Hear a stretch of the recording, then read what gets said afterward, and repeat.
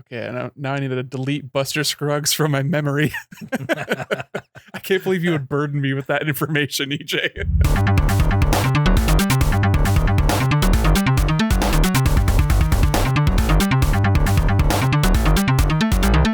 It's okay to kill as long as you're having fun. Also, I'm 14. Never did watch that. Heard good things. Cobras? Yeah, Western anthology. Come on. What's the fucking website that everyone uses to review movies? Letterboxd. The wankiest fucking social media site. Come on, it's not LinkedIn. Never steered me wrong. Everything good on this website has a 3.5. It's just not useful. You know what doesn't have 3.5? What's that? Dune Part 2. Suck a dick. People are fucking monkeys. He wrote a worm!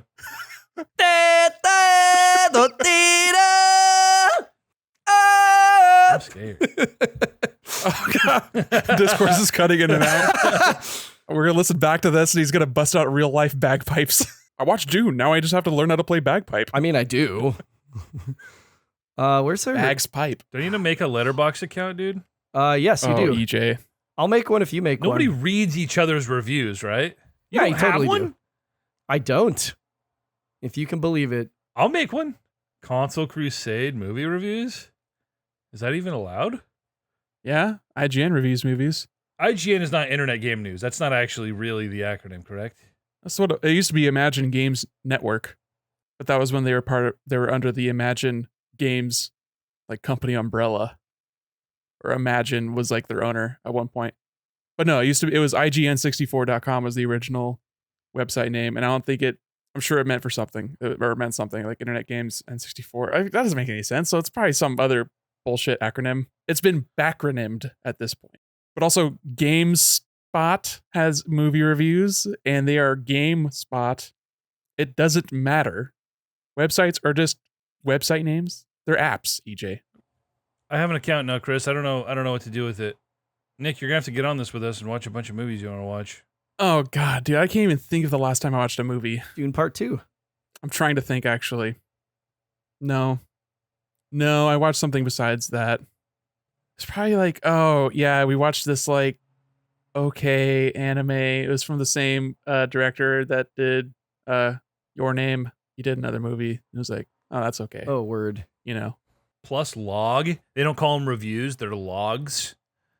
How fucking wanky is that? I'm logging my account of experiencing this film. Fuck you. What are you, a captain? Come on. Ridiculous. All right.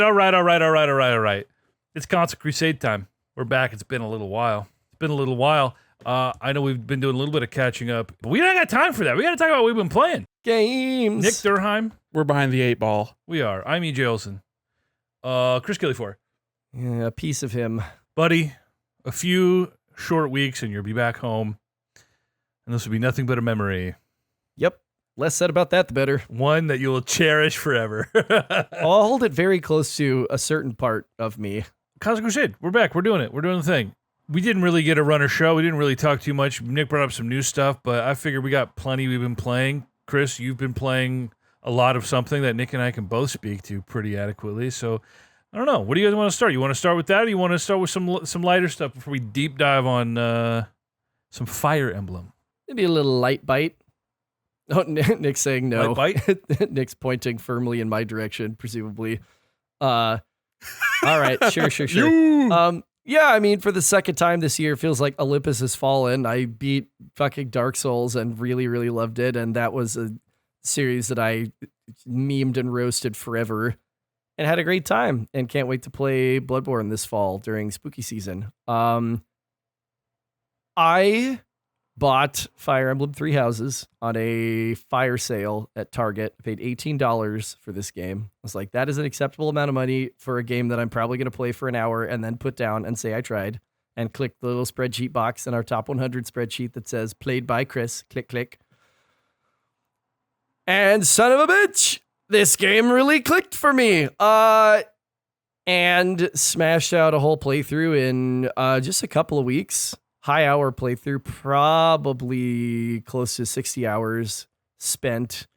on my playthrough, which ended up being the Crimson Flower pathing in part 2 of this game, for those who know what that means. And I won't get too into the events of that path for EJ. We will later. We will later, and EJ will. We must. EJ will take his headphones off or la la la for a little bit, so Nick and I can rap about it just a little bit. But holy shit, I really like this game. All of the, quote unquote persona elements of getting to know your students as Byleth, the new instructor at this waifu academy. Officers Academy. There we go. But really though, it's fascinating to me. I loved getting to know the different characters and seeing them grow and develop. I was telling this to EJ the other night. I was playing and we were on Discord chatting, and I was like, these archetypes are so incredibly anime coded that I've seen them all before. I didn't see any characters in this game that I hadn't seen in at least like 1 or 2 shonens, especially. But damn it, if it doesn't always get me when I see those tropes done well, and I see that development done well, and the ways that they get to know each other and how different personality types clash and then eventually come to have a greater understanding of one another. I love that. I did not skip a single support conversation that emerged between different people on my squad, because I was fascinated to see the way that those different people would interact with each other in sometimes very surprising ways. And the tactics-based combat, I played on casual. I didn't want any permadeath. I didn't want the stakes of that. I felt like I would just get way too bogged down in minutia of trying to make sure everybody always survives and get analysis paralysis and then bounce off of it.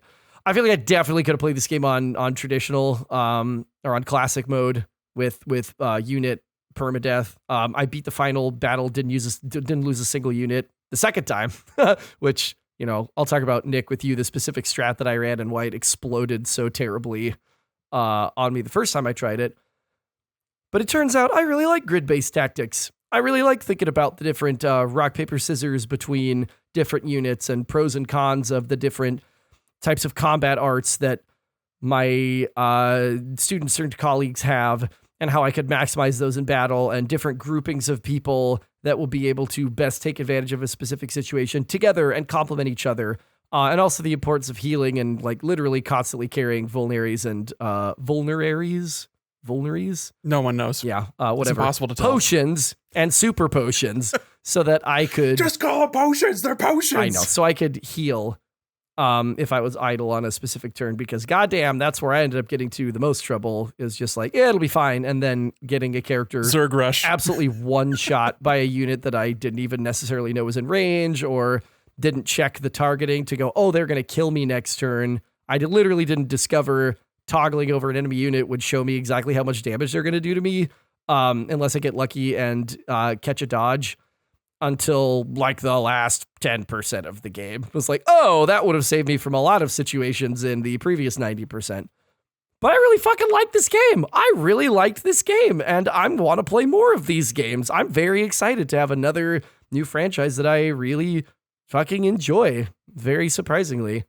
So EJ, I owe you an apology in the same way I owe Nick an apology for shitting on Dark Souls for years and shitting on Fire Emblem for fucking ever, calling it a mid-tier franchise, bitching about, and I still will bitch about this, all the fucking Fire Emblem characters in Smash, and how goddamn fucking overrepresented that game is in Smash, and just really, really shitting on that every opportunity I got. This is a very solid franchise. This is a very solid franchise, if this is any indication.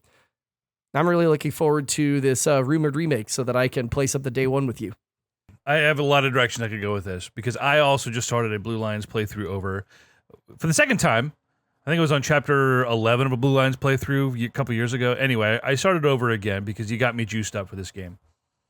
And the second time through, I am being much more critical of a lot of the systems, and it has only bolstered my opinion that like Fire Emblem Engage is a really good tactics game and a really good Fire Emblem game, in a way that Three Houses like was kind of off the reservation. And you know, we talk about all the Persona stuff and just the way that you're investing in characters.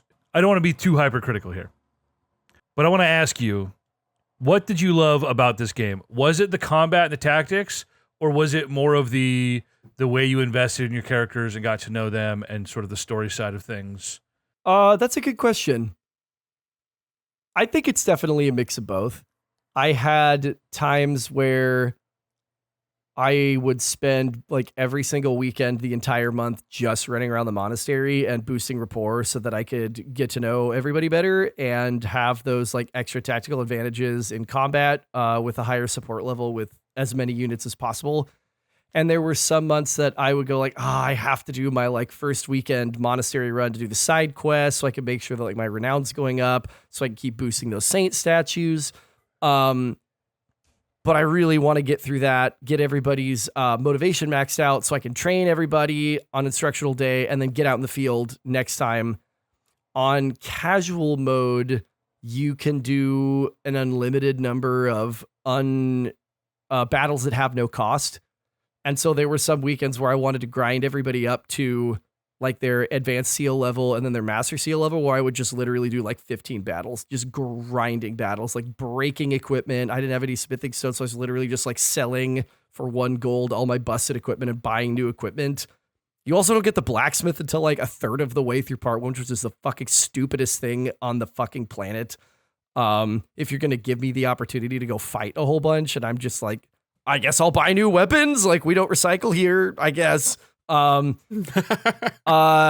love battling, and oh my God, the feeling of looking at a map and getting it in one of exactly like the correct troop placement based on the unit that you're running and having everything go exactly to plan and just fucking steamrolling a story mission in part 2 was so goddamn satisfying. It was unbelievable. And that's what I felt in the last fight of the Crimson Flower pathing, of having just the worst fucking strat on the planet the first time, learning from it, re-rolling it, and watching it go aces across the board. It went chalk all the way down, baby.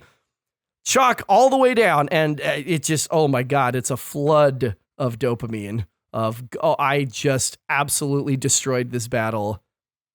So it's definitely both. Probably battling even maybe a little more than the weeb shit, because I do like it. It is interesting to me, but again, they are tropes, so it is fairly shallow, or I say shallow is a wrong word, but predictable if you know the tropes.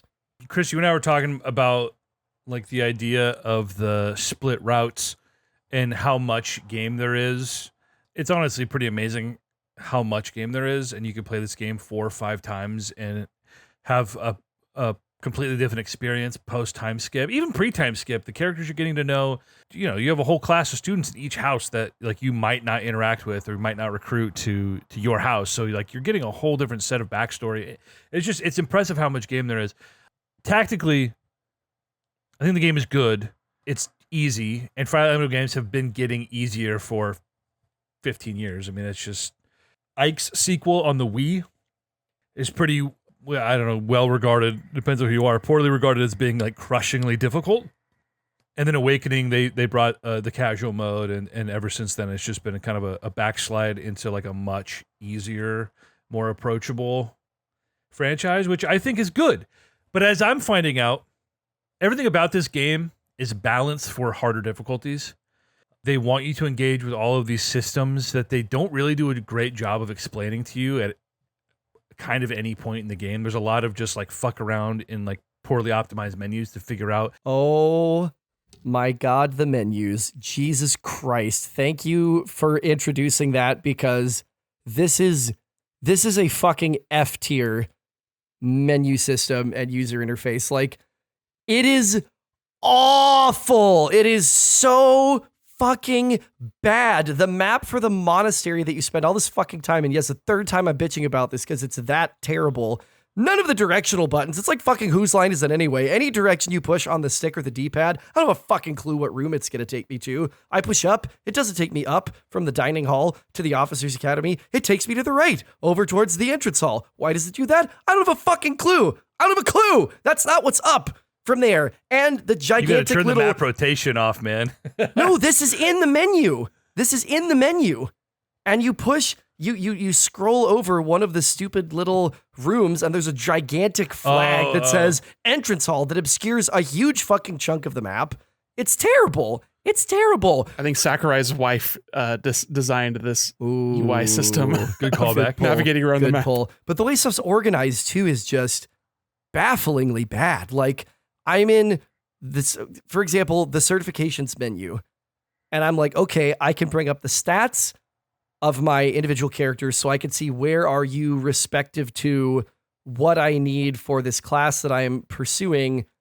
But it doesn't show you the goals, the learning goals for the students on their main splash page, even though there's a ton of fucking dead space on each character's info page and like 4 tabs, but you can't include the goals there. So I'm like, fuck, do I have your goals set to the right thing right now? Or now that you've hit this specific level, like you've met your lance minimum requirement for the Wyvern Lord, so let's like move you on to like grinding your axe, training a little bit higher. I have to go all the way out of the certifications menu, which is like 4 clicks, open up the menu, which is a 5th click, and then go into goals, which is a 6th click, then scroll all the way down to the person.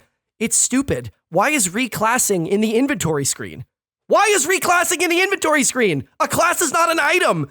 It's not an inventory. It's so stupid. I'm on chapter 4. I'm still getting into the swing of things of like, wait, do I have to be on the teacher screen for this in between days? Do I have to be in a menu for this? Do I have to be at the bulletin board or the desk in my office? Like there's all these different menus you can only get to from certain places in the game. It is pretty poorly done. But my overall point is that there are too many systems in this game.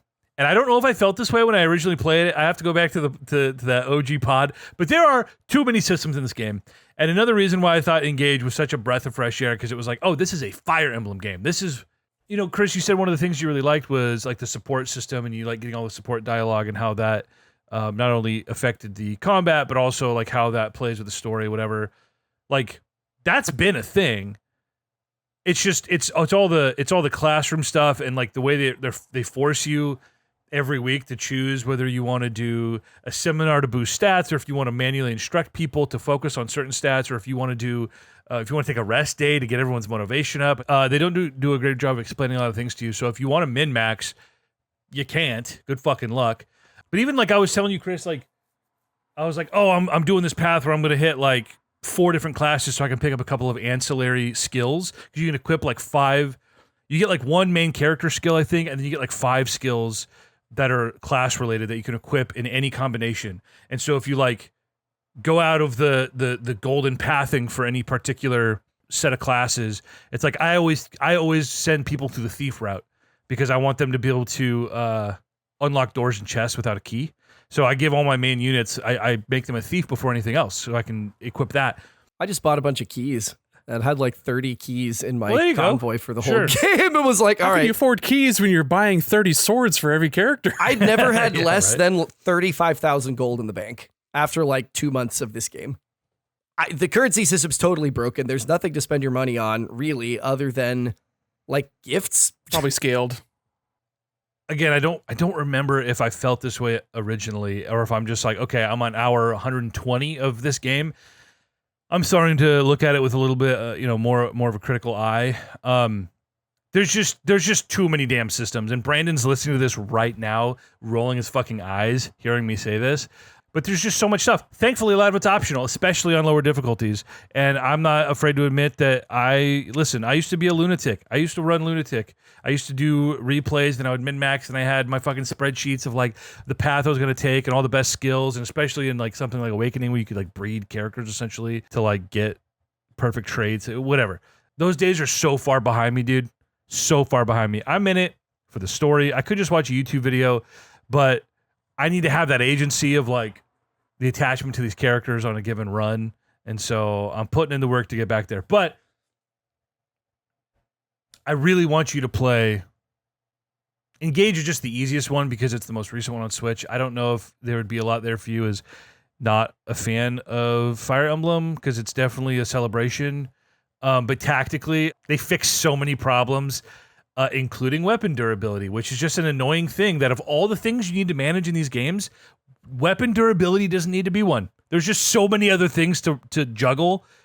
The tedium of like going and spending your unlimited gold replacing weapons before every match is just not, it doesn't add anything to Is that not typical? No, it is typical, and they finally fixed it with Engage. They were like, what if we just didn't do this anymore? I see. Yeah. And I was like, oh, good fucking call. I am interested in Engage just because it is the most recent one and the one of only 2 on Switch, right?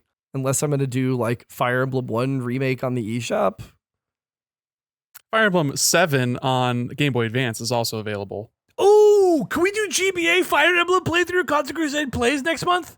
No. I gotta get through these games first. No. I gotta play Three Houses, and then I gotta play KOTOR, and then Fire Emblem. Thank you. I was like, if you do this to me again, you came to KOTOR me. 2. You said we're doing KOTOR 2. I was like, but then happily we'll do Sacred Stones or whatever GBA one is on there. It is just the first one that came in the US, I believe. I don't think Sacred Stones is on there. Okay. No problem. Yeah, that sounds great. I'd love to do that. Three Houses is Console Crusade Top 100 for a reason. I had such a great time playing this when it came out 5 years ago this week. Wow, the timing. The vibes are immaculate. The score, whether you're in the menu or in battle, in the monastery. We're all Bernie bros here, right? Bernadetta. I wish I could talk about some of the things that I can't talk about. You guys are obviously going to talk about Crimson Flower in a bit, but I apparently chose, and I'm still not clear. So there's the original game has 4 routes. Each of the 3 houses, and then the Black Eagles has a path, potential spoilers, where you can split off chapter 11. Right. And I always thought that I took the alternate path. Well, it turns out I met all the criteria to make that choice, but I ended up taking the path that is, I think, considered not canonical, but I believe it's shorter. It is abridged. So people take that as meaning the less canon, but it's also the whole point of the splitting paths is that there is no canon, but also that's a cop-out. Like, right. I think Blue Lions is technically canon, whatever that means in this context. I don't know. But I took what I thought was a split path, but the path that requires conditions to be met to make the choice to split is actually Crimson Flower, which is what Chris did, which is, again, spoilers for Three Houses. There's a moment where you can either choose to side with Edelgard or not. I chose not to side with her because I told Chris this. I full Padmade. I was like, you're going down a path I can't follow, so I'm not going to follow you. And so she left and did her thing. Well, then that sides you with the church permanently. And apparently, Silver Snow is overwhelmingly, according to the internet, the worst possible choice you can make in this game. It is the worst route. And I didn't know that. And I still had a blast with this game. And I have complained over the years about how, like, okay, you make that decision, you eventually have to fight and kill Edelgard, and then a new Ganondorf-looking guy shows up, and he runs a fucking cyberpunk Tron-ass gang in the underground, and they kidnap the leader of the church, and then she goes crazy, and you have to kill her. And I was like, it was very disjointed. And it turns out, apparently they didn't want you to play that fucking path. So I feel like I got bamboozled, which is why I'm playing it again. I got to right some wrongs. Yeah, they all get kind of weird and they jump various different sharks, but in like the cool anime way that actually lands. So I wouldn't discount your original playthrough as being like the wrong choice. Like, you made your choice.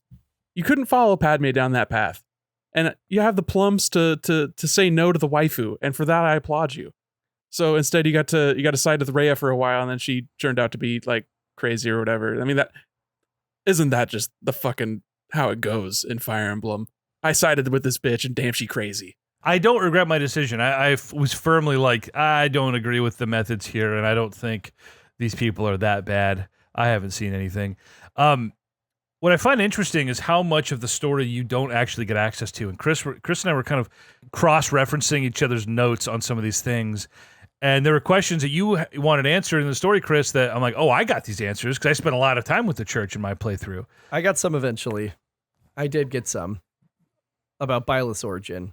It's a game that definitely not only encourages, but almost requires you to play all the paths if you want to really learn everything about these characters and get the full scope of the story. Or watch a YouTube video. I would rather play through the game for another 20 hours than watch an 8-hour YouTube video.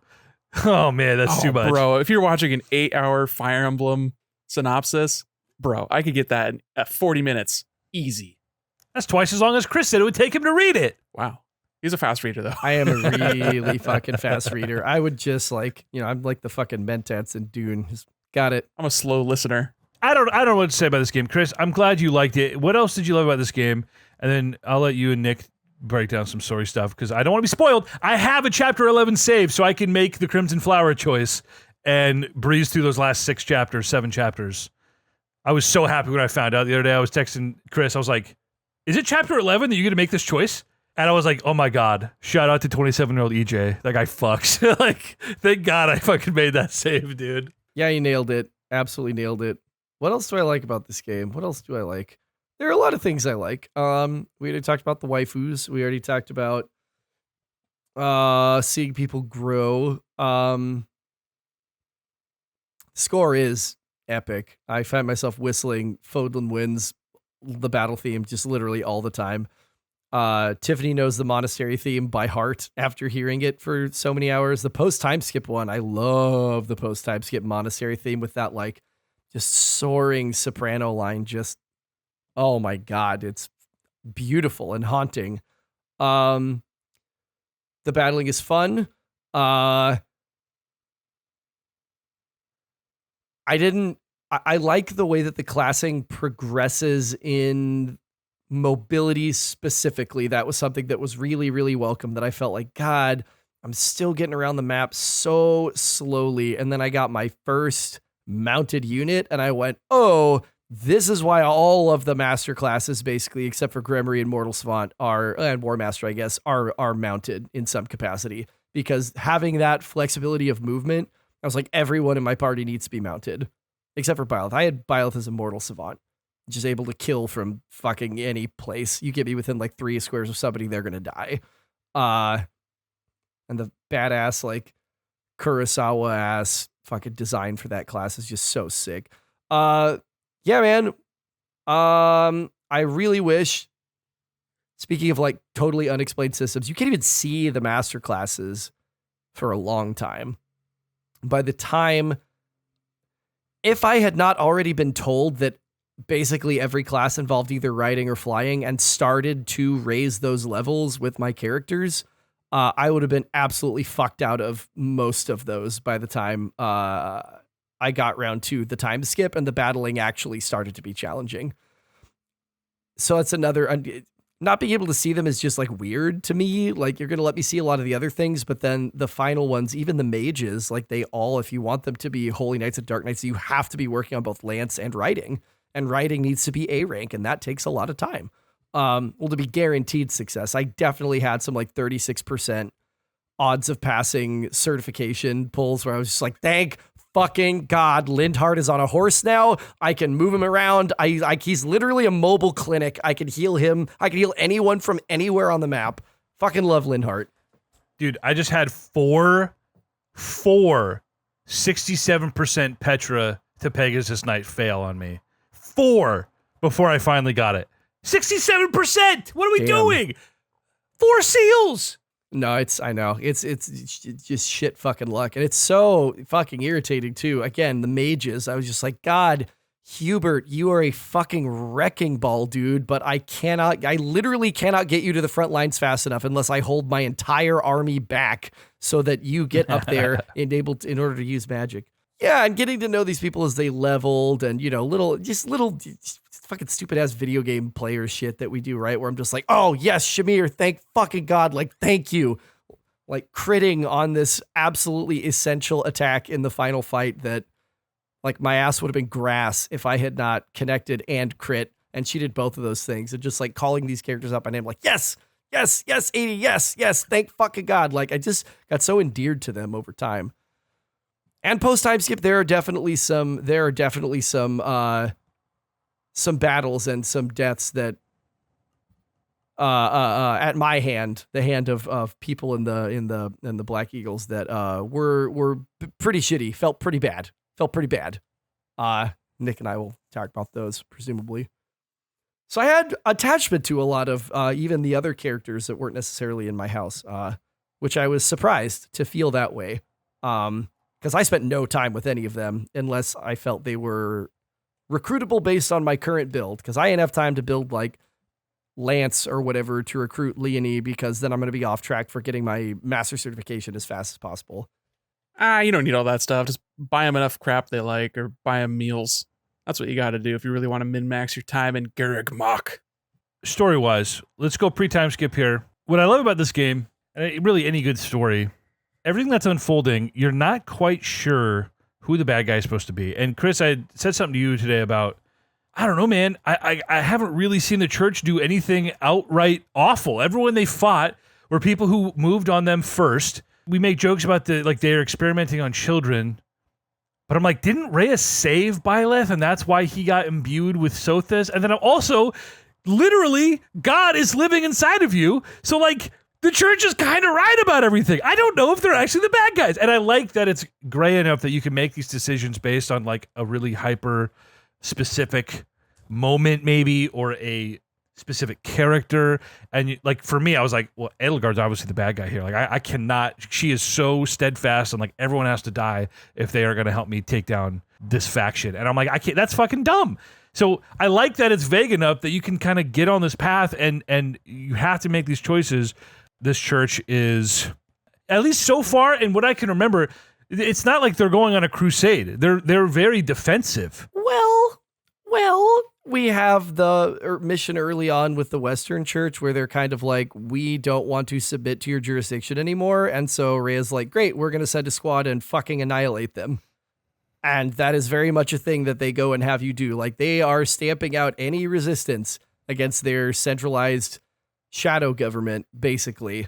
Didn't they mobilize on them first? They're like marching on them and they're like, you guys have to like deal with these people because they're fucking gonna march on us. It wasn't, they're like, oh wait, the infidels have renounced their loyalty, kill them all. That was more or less the feeling of it. And I remember in the Black Eagles pathing of that everybody's kind of like, this does not feel good. Like we don't feel good about this. And the people that the generals that you kill in that mission are like, you guys are the ones, like you, the Central Church, Garreg Mach, like y'all are the ones who have fallen from the way and who are doing things that are not acceptable.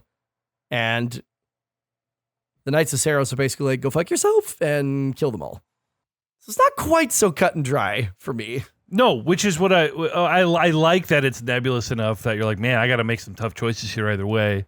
Obviously, I won't spoil anything on the Blue Lions or the Deer Path, which I have some knowledge of because of Max and my brother, who both played this game, and we swapped stories. I'm really excited to see how the Lions play out. But back to the choice. I obviously went Silver Snow, where I sided with, by default, the church, because I didn't follow Edelgard. Nick, you also chose Crimson Flower, which is siding with Waifu. What do you remember about this? Why did you make that choice? And then give me a spoiler warning, and I can take my headphones off when you guys really want to dive into it here. First, just a preface question. How many people outside of your class did you recruit, both of you? I recruited Felix, Sylvain, and Lawrence, as well as Hahnemann, Manuela, Shamir, and Alois. Yeah, I had all the adult characters on my original Eagles run except for Hahnemann. Hilda, Lysithia. No, I didn't get Hilda. I got Lysithia, the lighter-haired one. You can't get Hilda. Yeah, the lighter-haired one. That's it. That's the only other student I got was Lysithia. I didn't recruit any other students in my first run. In this run, I immediately went and got Petra and, yeah, Catherine, Shamir, shit like that. In the church path, you get Setith and Flayn. Yeah, I had, did I get one of them? I can't remember if I got Sethin? I can't remember his name. Setith? I hate. Flayn was so annoying. I think I had her in my crew, but if you choose the Crimson Flower, you lose access to all church affiliated characters. Even people that I had recruited, like Catherine, she was like, bye. I had Flayn. I missed Flayn because her rescue ability was my way of getting my armored units up to the front lines immediately, that I would just send her up as far as possible and then have her pull. It's a teleport, right? Yep. Have her pull Caspar from his starting position, and then he'd get his full movement, and I could just drop him right into the thick of fisting things. it about. Yeah, just start fucking. Well, I ended up having him with axes. I didn't realize, because again, they don't fucking tell you anything about anything in this game, that gauntlets are 4x attack. I fucking wish I'd have classed him with gauntlets. Felix and Alois were the two in the final conflict that were my gauntlet boys. So I think depending on how much you get, I can't remember because obviously it's been 5 years, but I feel like there was a lot of characterizations and support systems, like people chatting, people talking to each other, people talking about their past. And I had a lot of people that I had recruited. I was doing a full waifu squad. I was getting every lady possible on my crew, and then plus some other guys too. The cute boys. I had to throw some cute boys in there too. So like the sword guy who's all broody. I can't remember if he's actually it. Yeah, I had Felix. I don't remember if he's even default on Edelgard's crew, or and also Sylvain, because I was playing as a guy, or I was playing as a girl. So like he just will join your crew if you're a girl. It's so funny. Like I love that. He's just like such a loser. He's just a horny teen. Big fan. So just like through all the different character interactions, and I was building all these supports between each other. Like it wasn't just teacher hangs out with the kids. It was also all the kids hanging out with each other. So you get a lot of background and a lot of history. And boy, the church was not painted in a very like flattering light. Oh, so you got a lot of backstory that I didn't get. A lot of that. Oh, okay. A lot of information on maybe some extracurricular crests. Perhaps some backstory based on Edelgard and Lysithea in particular. That was like, yeah, Edelgard, you're totally valid in your thoughts, and fuck them church. So that was like a huge, like, I was like, yeah, that I full side on this. Like, this seems like the canon route. This seems like the most real route possible. Obviously, having not hung out with Claude, the fuckboy, and Dimitri, the, I don't know, like Cyclops. Like he's just like a vanilla just dude who seems kind of like dour and sad. And like, I don't know, I don't want to hang out with him for very much. So I don't know, that could be totally different based on the route, obviously. But yeah, it just seemed like the right choice. That's cool that like there's so much shit to glean from these characters. Like I didn't have any of that. So I was like, I don't know, man. I feel like Edelgard's clearly the bad guy in this situation. I can't join her. I'm the good guy. Whereas you're like, yo, fuck these people because of these things. And I'm like, that's fucking sick. I love that. And we had such different playthroughs because of that. Yeah, the Flame Emperor thing, first of all, saw it coming a fucking mile off. I was like, oh, this is obviously Edelgard. Like really, really early on was like, this is Edelgard. Well, you hear it in the voice, like for sure. Kind of. I mean, that may have been part of it. And then there's a whole moment after one of the fights before the Flame Emperor appears where Hubert comes running up and is like, where's Edelgard? And I'm like, wow, guys, you could not have hit that one more on the nose if you were literally staring it right in the face. So I was like, okay, so obviously the Flame Emperor. So then I was like, fuck, am I really going to side with this person? Knowing that there's going to be a choice. If I had minded my P's and Q's, which I didn't really know that I was setting myself up for the choice, I assumed you would just get that choice. So I'm glad I met all those conditions. But the Flame Emperor is with the Solon faction and the fake Monica faction and the Ganondorf faction, who is just the alter ego of what's her name's uncle, isn't he? Lord Arundel. Anyway, but the people who are literally mutating and experimenting on humans through the course of the pre-time skip, the Flame Emperor is like, I hate you. I don't approve of you. What you're doing is abhorrent and it's not going to happen again. So it seemed to me, because again, they don't give you any fucking info. It's just like, make your choice right now. And then, having Rhea immediately rage out and turn into a fucking dragon kind of validated that choice. What's so interesting because, so you default side with the church in 4 of the 5 routes in this game. Crimson Flower is the only one where you really see explicitly. Both sides have good points. Yeah, no, the church are the good guys in all the other routes, and you were default like fighting either for them or like alongside them for your own causes, whatever. It's interesting to see that, like, I didn't know Rhea was a dragon until the very, very, very, very end of the fucking game or whatever.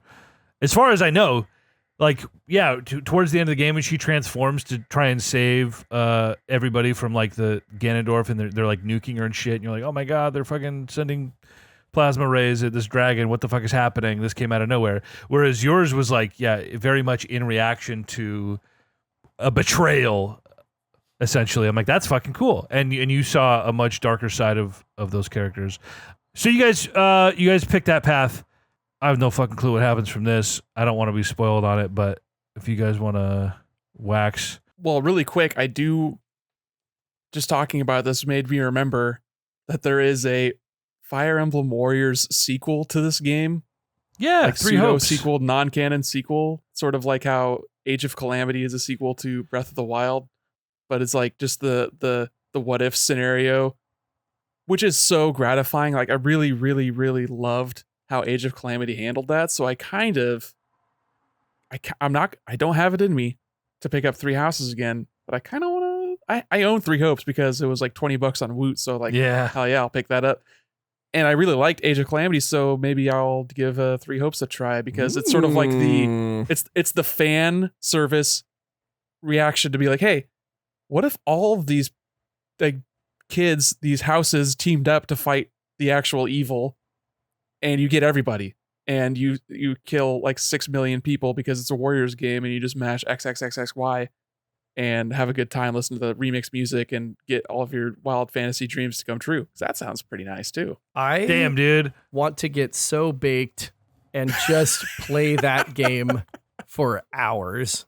That sounds amazing right now as a palate cleanser after a very dense 60 to 65 hour experience with Three Houses. 22 frames per second max, and that's about the best you can ask for. Oh, you already made the sale, buddy. You ain't gotta get me.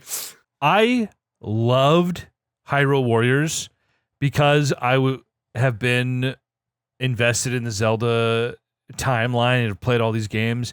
So like it being a love letter to all of these characters and doing a fun what if story, it was awesome. I tried to play Fire Emblem Warriors and I couldn't do it because I was like, I don't know most of these people because I know the main lords and I know all the characters from like Awakening, but like a lot of these characters, they don't. I can't appreciate that this is a love letter because this is all just random anime shit. But Three Hopes, I'm gonna know everyone in that game. So now you got me juiced up here. And bro, I just made this connection, but those games in particular, like not Warriors games, but like the Warriors versions of these games, it is straight up just playground. Let's play Zelda. Pick up a stick and like wave it around and act like you're killing a million goblins. Like that's just straight up what these are. And it's just very low effort required for you to like actually play. And you're just enjoying a game for 10 to 15, 20 hours. Like it's just, I really appreciate what that does to me in my simple lizard brain. So I kind of want to do it, dude. Do it, dude. What, there's enough strategy in this game where you're defending your outposts. All right, well, let's we're already an hour into this. I'm gonna play through Crimson Flower. I'm gonna play through Blue Lions. You do that, and then we'll all talk about it because I will be so rusty and behind. I do not remember jack shit. Okay. So like I'll be like, oh yeah, that's cool. Yeah, I do remember that. That was really great. But I don't want to accidentally spoil something for you. That's like a big deal moment. So I don't want to. So I could take the headphones off. Chris, were you happy with how the story shaped up on your particular route? 100%. 100%. Nice. That's great. Also, I'm just gonna say things that as I remember them, but the intro animation is badass as fuck. It's still not as cool as basically any animation from Awakening, but it still is like really cool, really good tone piece, like setting the stage for like what was going to be happening. Like only really starting to appreciate it like post time skip, basically. Yeah. Dude, Awakening. Don't get me started. Awakening. We'll get a remake and a remaster for that next generation. I hope so. Year and fucking Teed. I hope so. That game is just amazing. Everything about Awakening, brother. It is the perfect combination that's so good, of Nick. Dude, the tactics, the relationships and how those matter. They've never mattered more. It was just like the perfect. Casuals can play it. Hardcore dorks can play it. Not as approachable as Three Houses. IMHO. Yeah, you kind of bounce off that pretty quick. It's on 3DS. Blame the 3DS. Yeah, it was the 3DS. That was a big factor. Yeah. Yeah. Dude, there were moments. I still remember there were moments I teared up during some of the story moments in Awakening. Man, that's tight. What a good ass fucking game. I'm scrolling Mercari desperately looking for Three Hopes. As cheap as I can find it. There's some cheap copies of this game on Mercari. Yeah, I think I got it for like $18 on Woot. Same deal. Yeah, I ended up selling my copy of Fire Emblem Warriors just for the reasons I said. I was like, this isn't for me. But Fire Emblem Warriors, I'm in. I mean, Three Hopes. I'm in. Yeah. I'm in. $12 on Mercari, free delivery, dude. What? Oh, that's display case artwork only. Hold on. Yeah, it was Hey, fucking schmucks. got fucking got. Hey, schmuckos. Get bent. Well, okay, that's Fire Emblem Three Houses. A cursory overview. We'll deep dive with Brandon on it. We'll talk more about the stories. I'll spoil the other routes for you guys. Should you choose once I'm I done literally playing. do not care. Please do. And we'll just do that next month or whatever. I know I was bitching a little bit about some of the things, and I'm sure I'll bitch more in depth. There's too many damn systems in this game. There's just too many. And Brandon was explaining something to me that I never knew how it worked over text, and I was like, what the fuck? How did I put 80 hours into my first playthrough and not understand how some of this shit works? So there's just a lot. And again, I don't love the way that they just gate you from certain things. Like if I want to build a relationship with characters, it isn't just strictly based on like who you're battling with and next to, and you have to forgo training to go into the overworld and run around this fucking map and talk to people and deliver them fucking gifts and sit down with them for lunch. And it's like, I don't like that. Hell yeah, and I'm glad that lunch. Engage got away from it.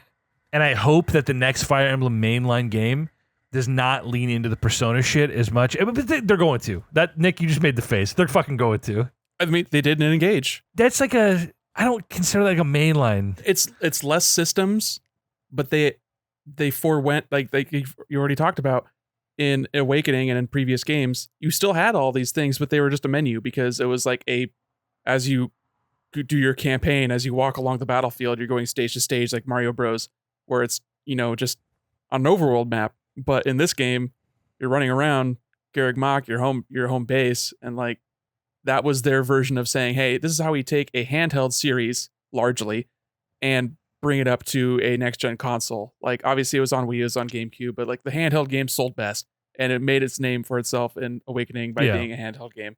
And they had to make it a big boy game.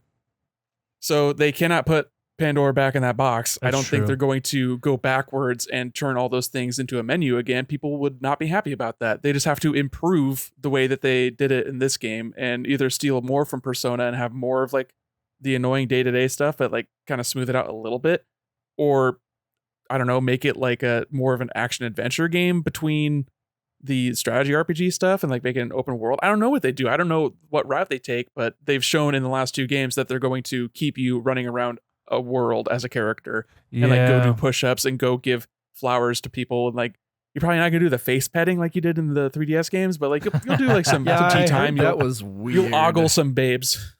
It is, yeah. Well, I think they could have gotten like a better fast travel system, better menu system. My main beef is just the fact that like I have to make the choice between like, do I want to invest in my characters and the narrative, or do I want to invest in the tactics? And I don't think those are good choices. Engage didn't make you do that, despite also having a hub world that you could choose to engage in. You didn't have to engage in. It's funny that you say that because you were asking Chris what he likes about the game, and the thing that I liked about the game is making those choices. I really liked that you could choose to spend your time, like that is your currency. That is the most important currency. It is not, nothing else matters but your time. And the way that plays out, as far as there's a big time skip, even like the way you spend your time, the way you interact with people and like build these relationships is all based on time. And like that's your most important currency. I thought that was a really important message throughout the game, and it made me really engaged with it by making me make those tough choices. You can't do it all. You cannot recruit everyone. You can't save everyone. This is war. People have these factions. They have these previous relationships. There is no canon good ending because there is no such thing as a canon good ending in life. So that was like the whole thing. And I loved how that played into the mechanics of the game and the systems of the game. So it could be improved, obviously, but for like a first go at that being like the thing, I thought they did a spectacular job. I've played other games that have ripped off Persona and they don't do half the shit half as well. So that's what I liked, is I like making choices. I will say I liked that. I like the feeling of that too, Nick. I want to like affirm that from my own perspective, that I am someone who does like to do all of the things.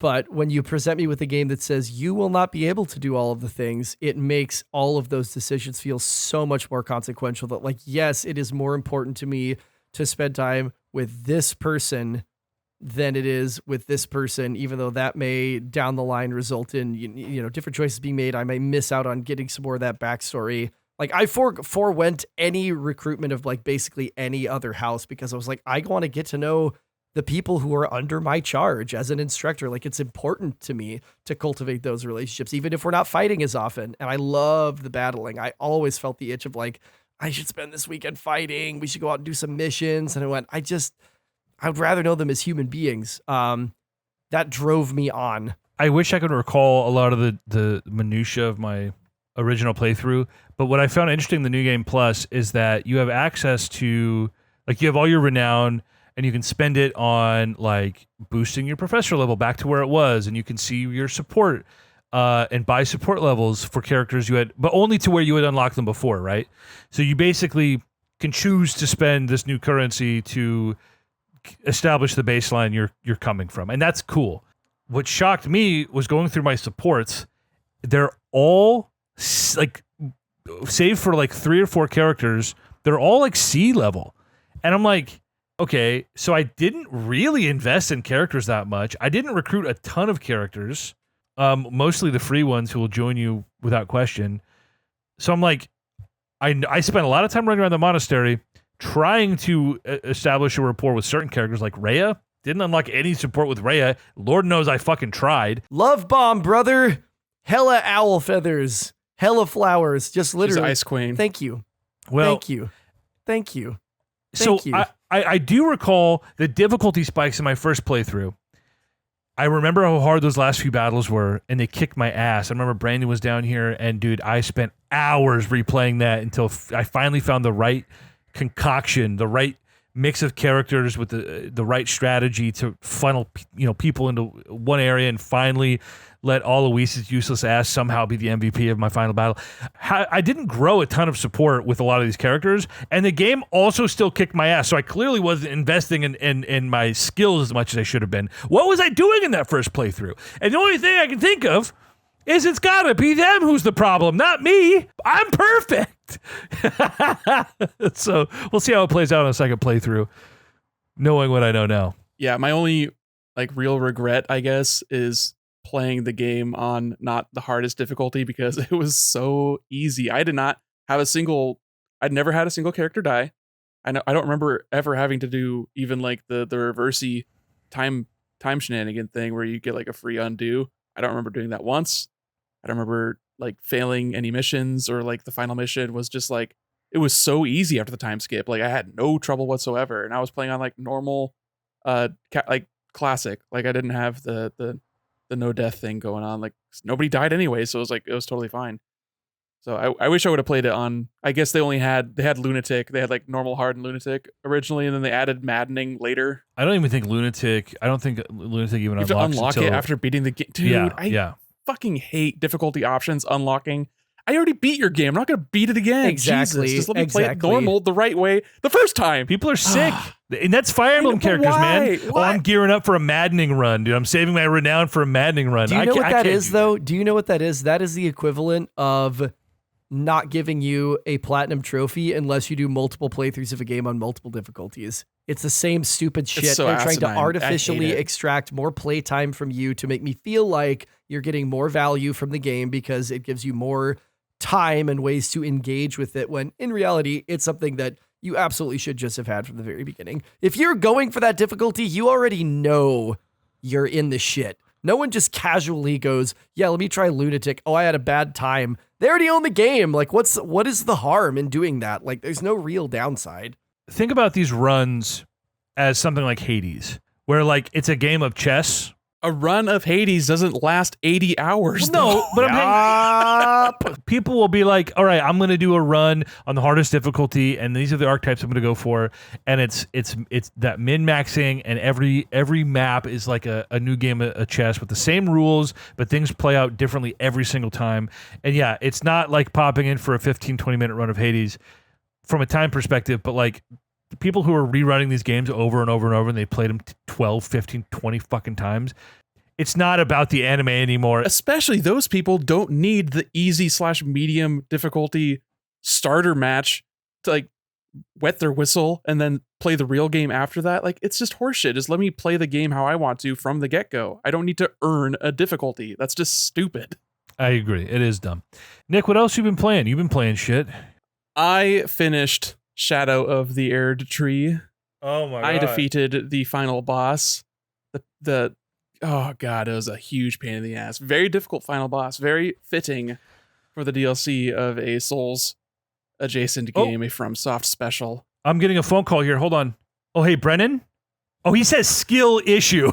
Oh! Yeah, I mean, it's doable. It's so doable. It took me a long time. I'll be honest, brothers. It took me hours. Damn, dude. And I beat my head up against Melania in the base game for several hours. That was a tough and, dare I say, not very fair, but that made it more enjoyable once I finally did defeat it. But this is a much more fair, but also bullshit fight. Oh my god. Anyway, yeah, it's more Elden Ring. It is certainly a smaller version of Elden Ring as DLC. A lot of fucked up weirdos, a lot of great enemy designs. I mean, that's what the series is known for, is what FromSoft is like very much known for. And I don't know. I mean, I really liked Elden Ring. Elden Ring is a fantastic game. It's not my favorite of FromSoft's oeuvre. Like, I really love Dark Souls 3. I really love Bloodborne. I love Dark Souls 1. And I think Elden Ring is like fourth to those three games. Oh, like, wow. Personally. Yeah. But like, I'm just like not as, I guess, open world pilled as like a lot of people are. Like, it's cool that I can run around and kill these weird goats that like roll around when they see you approaching because they're afraid of you, and get their bones and harvest them and create arrows because I like to have a offhand bow to like kite enemies. That's, I learned that from Dark Souls. I don't know. I'm very methodical in the way I approach these games. I have a very like tried and true approach that seems to work. Like you don't pull the room. You go one at a time. Try defeating one at a time. That is a sign that you will read in every single one of those games, because it is a tried and true technique. It is the way you get past these things. Take it slow. Take your time. If you fuck up, if you get ballsy, if you Zerg rush, you're gonna get clapped. Your cheeks will be raw. You're gonna get clapped, and then you're gonna break your hand in frustration. Yeah, maybe. Sometimes some people may do that. Not naming any names. The DLC, I mean, all these games have great DLC that just adds interesting bosses and new arenas to explore. And by the time you're done with these games, you are so ready for just a little bit more. And then you get a little bit more, and it's so nice to have a little bit more. And then you're just waiting for the next game. And it's a really gratifying sort of cadence to be in with this game franchise in particular. You don't get a lot of that from other game franchises that I'm really like in love with.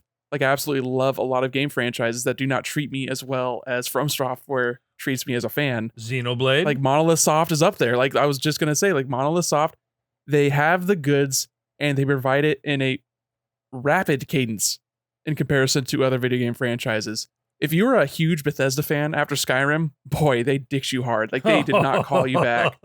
You were not treated well. You were one night stood. Like, for real. Like, big Rockstar fan?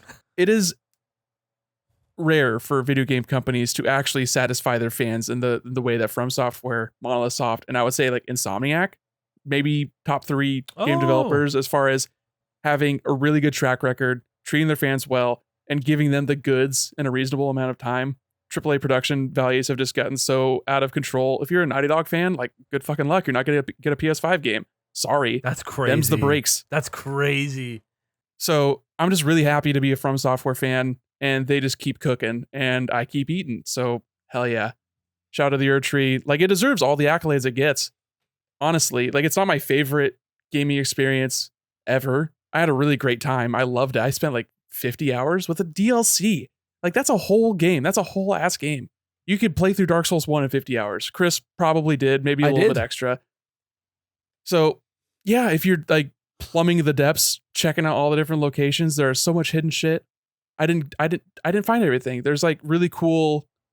It's the same shit that a lot of open world games do, I assume, but when it's given to you in the FromSoft way, it suddenly tastes a lot better. I mean, it kind of reeks, maybe if you're on the outside looking in, it kind of reeks of Thing, Wojak Face, and Thing Japan, and like, oh fuck yeah, excited.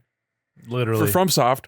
And but if you are into the games and you're into the way it communicates with you as the player and the way it rewards you and punishes you, it is like both giving and taking. So it feels so much better when you outsmart it. Like, I don't know, if you're into it, you're really into it. And I'm really into it, so it's very gratifying. But stuff like there are these artists, they're like shacks that are like strewn about the map in the base game and in this offshoot as well. You're in a whole new area. It's completely divorced from the main game. You're not, going into a place that you're familiar with. It's a whole new location. And there are these abandoned shacks that you find, and there's like a corpse sitting on a chair, and you can interact with the corpse, and it has like, it's not a corpse, it's like a weird spirit. It's like a glowing silhouette of a person, and you'll talk to it, and it just has like some dialogue. It doesn't actually speak it out loud. It's just subtitles on the screen, and they'll talk about some spooky shit that happened a long time ago or whatever, because Dark Souls and lore. But then you'll find a painting, and it's just an item description, and it has a location, and it says, if you find this location, you'll find a secret treasure. And you can like look at the thing and like, oh, well, kind of, you see the Erdree over in the background over there, and I recognize the silhouette of this castle, and then you try and like reverse engineer your way over to that location, and you find a thing, and that's just the memories from Tears of the Kingdom. That's like probably a open world staple, but when you're in FromSoft and you're getting attacked by nasty hands with like way too many fingers and they're the size of a horse, it's a little bit different. It hits different. So shit like that plays with me. Having a horse that double jumps in what is normally a Souls game where you do not have verticality. I mean, yeah, that's Elden Ring. Is you have a horse that double jumps, Chris, and you can craft arrows. It's like, think of Dark Souls, but with like way less encumbrance as far as the shit that you have to deal with. Like everything feels heavy still, but you're also very mobile, and your attack opportunities are blown through the roof because there's so many weapons. I think the DLC added like 50 or 60 weapons, and they added weapon types, which is a big deal for a game of this type. Because once you've played Dark Souls, you're like, oh, that was great. And then you play Dark Souls 2, like, I can see how they're putting these out so quickly because these are all the exact same animations. And like, it's totally different because you're in a different place and different shit is happening. You're fighting mostly different monsters, but they recycle in a way that is really, it's nice. It's familiar feeling. And after you get so used to a weapon type, you're like, I really want to just stick with my greatsword. I really like the greatsword. My options are this greatsword that stabs and this greatsword that the R2 does like a sweepy motion. And I'll like rotate between them based on if I'm going through corridors or if I'm fighting multiple foes at the same time. And you can just do that. You can just be like, I have my tried and true, and I'll play the comfortable way. Or you can go crazy and you can equip this hammer that its R2 is a charge, and you spin around and then you throw it, and you're just knocking fools over like you just hucked Mjolnir at them, and then it reappears back in your hand like straight up God of War style. So it's just really tight the way that they can keep adding to, but also staying familiar. It's just, I don't know, man. It feels really, really great. And super satisfied. This DLC was expensive too. It was like $40. I'm like, I definitely got my money's worth. No doubt. Like, the zero hesitation, zero regret about paying full price for a DLC. And I am not someone who really plays DLC. I tried playing the DLC for Breath of the Wild, and it just felt inconsequential. It felt like it didn't matter to them, so why should it matter to me? It felt tacked on, unnecessary, and kind of annoying to get into. In this, like, it was later game, after fighting a somewhat optional boss, the way Elden Ring kind of plays out. There's a lot of optional stuff, but you're probably going to be fighting it anyway. It's kind of hard to explain, but after an optional boss, and suddenly you're just in this bullshit area that's like way too hard all the time. But that's Dark Souls, so I'm like pretty used to that. And then it has a different way of leveling up that's like a little bit disconnected from your main way of leveling up, and it doesn't transfer over to the base game. So I think they thought through a lot of sort of the shortcomings that DLCs tend to have, where it kind of breaks the balance of the base game. Like, that was even a complaint I remember hearing about Fire Emblem Three Houses, that the DLC added new classes and that the base game was not balanced for that, and suddenly certain things were like way OP, and it felt like they didn't take that into consideration with designing this extra content, like extraneous content that you can't assume everyone's going to play, but some people who do, it like can negatively impact their base game playthrough, and that sucks. That's like really annoying and a difficult thing to consider, but it seems like in Elden Ring there's not really the problem with that. Like, you can unlock some crazy new weapons, but God, you're not it doesn't matter how strong you are, you still can get your ass kicked no matter what happens. Like, you can't get cocky. So shout out to the Erdree was really cool. had some of the most gratifying fist pump boss fight victory moments in the entire series. And God, I really want to try playing that multiplayer mod again. EJ, I know that you kind of bounced off because you're not very FromSofty, but I would love to get back into that with like Brendan and Andrew, if your brother can fucking figure out how the computers work. But how to install a exe file, where to navigate. It's tough. He needs a web app instead. So, Chris, I think you have to get going pretty quick. Is that right? Yeah, that's pretty accurate. I'm so glad you played Fire Emblem, and I'm even more glad you actually liked it. Dude, me too. Still leading the league and playing games my friends like and finishing them. And oh, that's why he's doing it, because it's his competitive nature. oh yeah, I'll was take that what I not can like get. was that not like eminently obvious? No, I mean shut the fuck up. Like I joke. I do want to have the most games completed on our top 100 list, though. That is an actual goal that I have, just because I think it'd be really Hell cool yeah. to be fully versed in our lore. I'm excited for my next Fire Emblem. Nick, I was telling EJ when you were being a dutiful partner and unloading the car, that I've got a copy of Three Hopes literally on the way right now, $20 after shipping. Let's fucking go. So I'll have that queued up. I'll probably dabble in that a little bit before we do KOTOR. Yep. So we out here. Brush up on you. Reread all your. You gotta go read the synopsis of all the other paths, so you know what is revealed. And I do. I'll watch an 8-hour video. Final Fantasy style, baby. I did all that homework for nothing. For 5 hours of Final Fantasy remake. You know God me a damn little it. better. That's something. All right, Chris, we'll get you out of here. Thank you, sir. Love you, brother. Bye. Do you think? Well, my first question, and obviously this is pure speculation on your part, and probably a little bit of cope. What's next? Elden Ring's done, presumably. What's FromSoft doing next? Dark Souls 4? Bloodborne 2? Something new, perhaps? I think they're working on Elden Ring 2. I think they're going to make an Elden Ring TV show with George R.R. Martin. Wow. And I think they want to have a game that goes along with it. And I believe that would probably come out in 2026, 6 or 7. Man, George Martin needs to fucking sit down and finish his damn books. Not going to happen. No, it's He's not. distracted by literally everything. Yeah. I wonder, and I speculated about this when Another Crab's Treasure came out. Would the Dark Souls formula grip me if everything wasn't so spooky? I'm not a fan of the dark, spooky shit. And Bloodborne was dark and creepy and spooky, and I didn't like it. And Dark Souls is dark and creepy and spooky. And Elden Ring, everything is tentacled and eyeballed and scaly and scary. And if they made a Sunset Overdrive looking ass Souls game, FromSoft, like specifically, if FromSoft fucking nailed it, but it was just colorful and fun, would I like it? No way of knowing, because they'll never do that. I don't think there's a way to answer that question. Also, it seems, just thinking about it, it seems incongruous to have a game that is all about being punishing and oblique and not telling you really exactly everything that's going on for it to be like light and cheerful. You know, or I don't know about light and cheerful, but you kind of get what I'm getting at. Like, I don't think that Sunset Overdrive is anything but kind of kooky.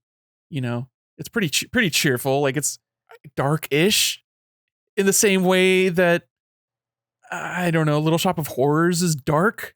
I guess there's no way to do like, what if FromSoft made like a historically accurate game? We can't do that because you can't have boss fights against like dudes. The Pope. Yeah, so it kind of defeats the purpose of what they're trying to accomplish. But like, okay, what if, I don't know, like if Black Myth Wukong it doesn't look super creepy. It looks like a fun and intense action game with a really cool like fantasy conceit, you know, being the Journey to the West. And Sounds like a 79 to me. probably not going to be good, but it looks fucking sick. Everything we've seen looks tight as fuck. If it was darker and creepier, it'd be an 85. I mean, Lies of P. Is that was it? the secret sauce. Is that really the long and short of it? It must look creepy. Maybe Lords of the Fallen just isn't creepy enough. If it was creepier and had more like whispering British people talk about capital lettered words, proper nouning all over the place, and being weird and opaque, then maybe it'd be an 86. You know, I don't know. That's the sauce, maybe. Who knows? Needs more demons. Because Neo's the same way. It's like demons and creepy things, right? Yeah, it's more traditional Japanese mythology, so I don't know if that's less or more creepy. And also, it's not a seamless world like all the FromSoft Souls and Bloodborne and Elden Ring games have been. It's level based, so you kind of like re-roll the level, and then there's an alternate path. So it's more traditional. It's more like PS2 coded, I guess. More old school Team Ninja style, because that's who makes it. It's more like it could have been a Ninja Gaiden game, maybe, but it was too Soulsy and had too much loot drops for it to be Ninja Gaiden. So they're like, nah, fuck Ryu Hayabusa. We'll just make this some white guy that went to Japan once. That's the star of our game. I don't know. Damn, dude. Also based on historical figures. Weird, right? Neo? I don't know. Every 5 years, I play my spooky game. And the last 10 years, those spooky games have been Last of Us 1 and 2. So who knows what 2020...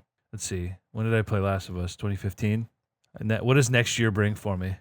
Yeah, 2015, 2020, 2025, baby. What's my spooky game going to be? I don't know. Could be Elden Ring. Could be Elden Ring. It's not going to be Elden Ring. I'm trying to think like if there's any zombie games coming out next year. That seems like I'm sensing a theme that's the most palatable version of spooky that you can get behind.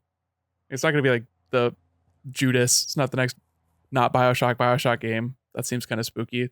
That's too like spacey. I don't think you do spacey. This weekend, I went and saw the new Deadpool movie, and there was a trailer for Alien Romulus, and it looks gorgeous. Probably going to suck. I don't know. All those movies fucking suck after the first two or whatever. No, people like Prometheus.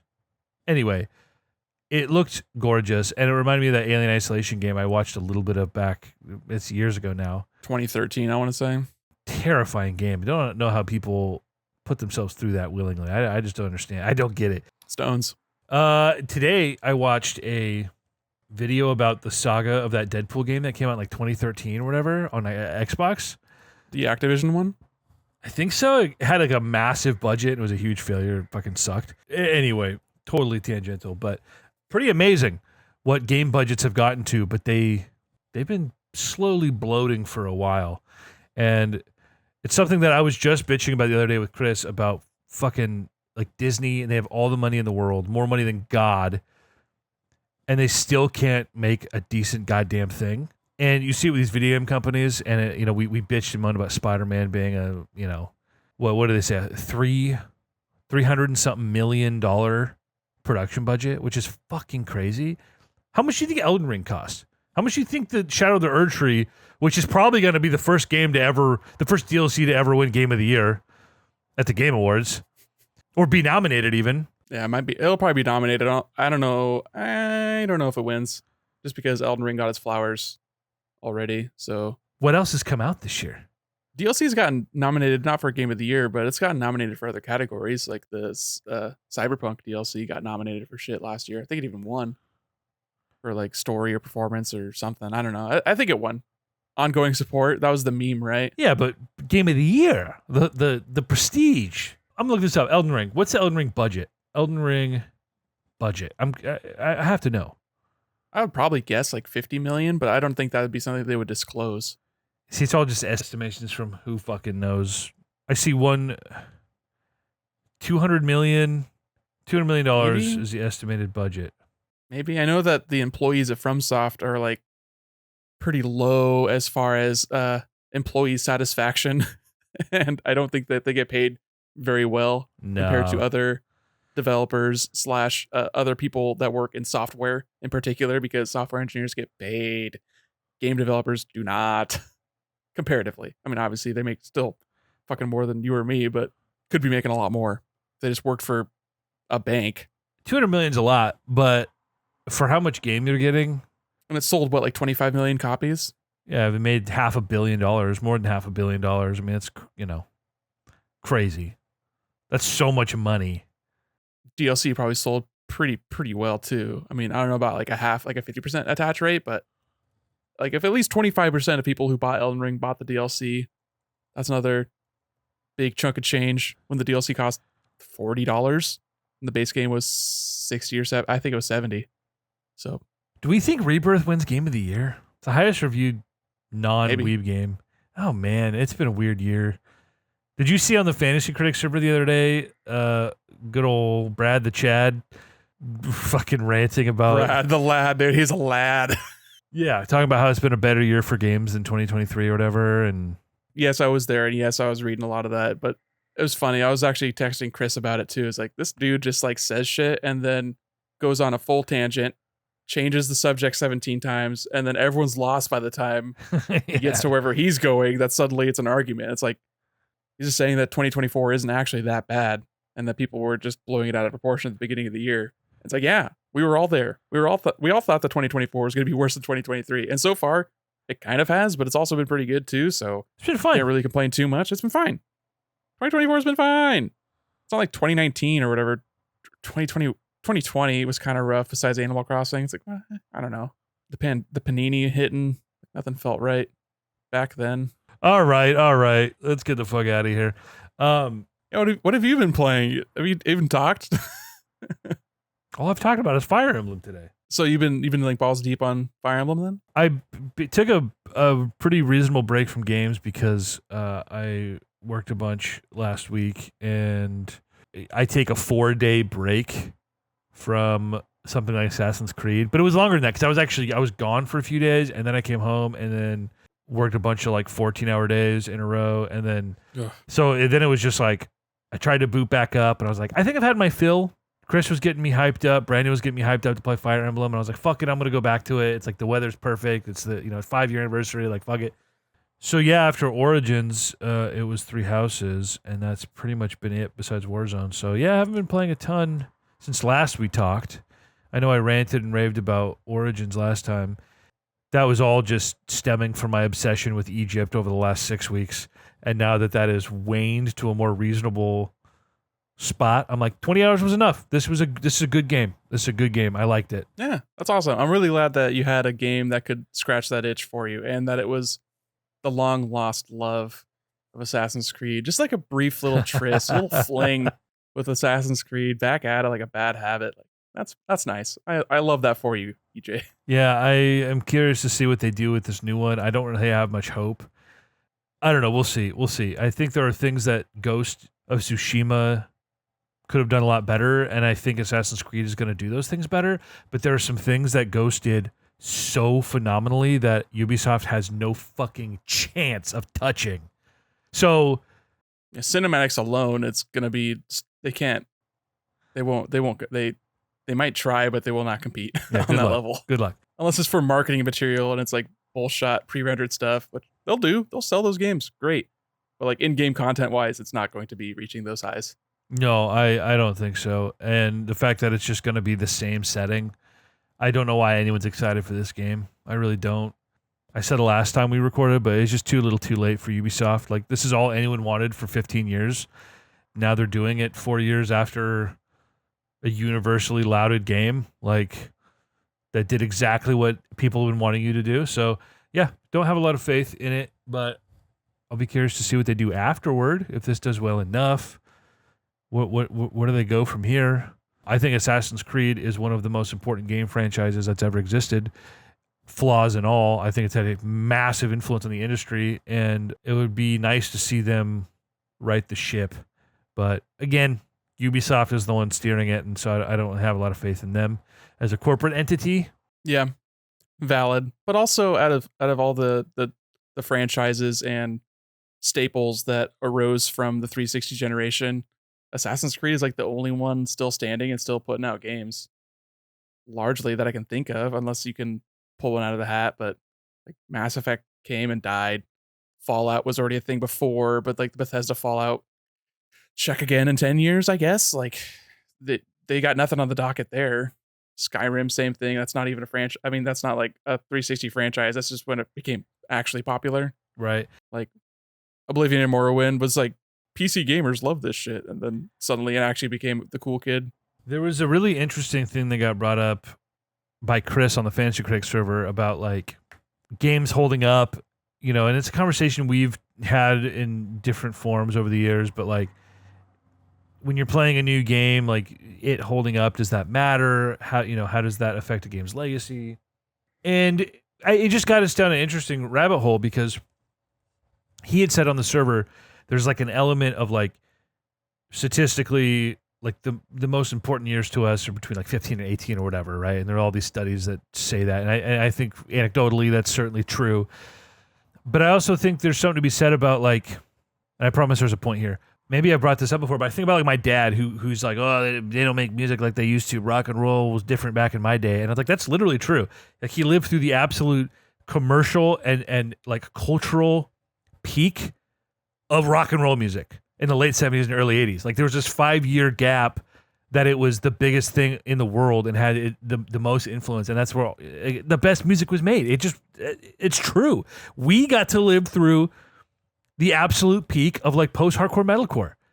We got a 5-year gap with the MySpace and Pure Volume and the advent of streaming. It was just this wasteland, and we got to live through so much fucking cool music. And it never got better than that for like this niche. So it's true that like, yeah, back in my day, they did this very specific thing better than ever. It reached its commercial peak and its cultural influence was never bigger than at that time. And looking at video games and looking like, does something hold up? And it's like, yeah, you can have the nostalgia for the 64 because that's what you played when you were in middle school and high school and you loved that system, and that's fine. But when you're talking about like what holds up, 2D side-scrolling platformers peaked 30 years ago. Mario World will never be a bad game in a way that Mario 64 gets worse with every new 3D Mario game. I said there was a point, and I don't know how we even got here, but it was an interesting conversation that got brought up, and I was thinking about like, man, games that hold up, quote unquote, whatever that fucking means. I know you're better at putting on a hat and playing a game that's 25 years old and enjoying it for what it is, where it's really hard for me. But like, dude, the best of the best games are still great to play, and you can put it in the hands of a 12-year-old kid. They might love it. There are a lot of games that we talk about being the best games of all time that if you put in a new gamer's hand for the first time, they would scoff at you. I think it's inseparable. You cannot separate the biases that we have, like our own unique path, like what we've experienced. It is inseparable, so it is a fool's errand to really try. Like, it's good to have perspective and to see other people's opinions, but your own opinion is so colored deeply by what you've experienced and how you experienced it that it's inseparable. And video games as a technology and as a medium are so interlinked with like what is capable graphically that it's impossible to determine what holds up. Like, does the first Star Wars hold up? Does Toy Story 1 hold up? Like, you and I might say, hell yeah, it does. But if you show that to a kid, are they actually going to like it? Because it's for kids. Do they actually like it? I mean, it's tough for us to judge that because we grew up with it. We didn't know any better when we were kids because that was the best of the best. Or Jurassic Park, the first Jurassic Park 2. You probably loved Jurassic Park 2 when that first came out. And you were just like hot on T-Rex fever and velociraptors. And the one that Alan has a dream and has a velociraptor talking to him, it was not utterly ridiculous to you in your child brain. It was probably kind of scary and weird and enthralling. But video games, similar to that, like being nascent medium and literally pushing technologies to their limits and creating technology so that they could be more easily made. It's complicated. It's very different. So as we reach further zeniths and the rate of expression and expansion slows down, it's gonna level out, and it's going to be what is going to be interesting next besides it being 4K or it being 120 frames per second or whatever. And how can we make this game not cost $500 million and cost the sweat and blood of 1,700 people that we hired from Malaysia and Indonesia, and we outsourced all this art generation assets, and we're using AI to generate art that is also using an absurd amount of electricity, and we're causing carbon spikes, and we're heating the planet up on an outrageous basis. Are we still going to have time for entertainment in 20 years? Like, will we have free time even? Or are we just going to be hiding from the sun in our weird shelters? Like, it's so weird. We're living in unprecedented times, and we're arguing about whether 1998 is the best year in video games. Like, yeah, a lot of franchises got their start in that year, and a lot of people of a wide variety of ages got to play one of their favorite games for the first time ever. So it's an important year in games, and it holds up. IMHO, someone looking back on, I'm like, damn, Half-Life, Metal Gear Solid, like Ocarina of Time, Unreal Tournament, like just a wide swath. And we're just talking about whether things hold up. N64 games are good. Like you just gotta get over it. You just gotta get over a weird controller. They got You and your misshapen hands. You can't even hold a DualSense. Mans can't even play games from the current year. Come bitching about 1996.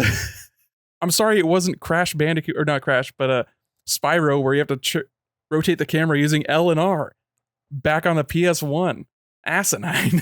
I don't remember that. No, because you played the remake, and that's your new memory of it. That's true. Thank it God. Overwrote the old save. Thank God. I lost the original memory card, man. As my neuroplasticity wanes. Obviously, we have this obsession with like ranking things. And we, like, just culturally, everything, whether it's, basketball or video games or films, we got to rank the best. Everything People has to be love it when compared things fit to- in buckets. Yeah. Yeah.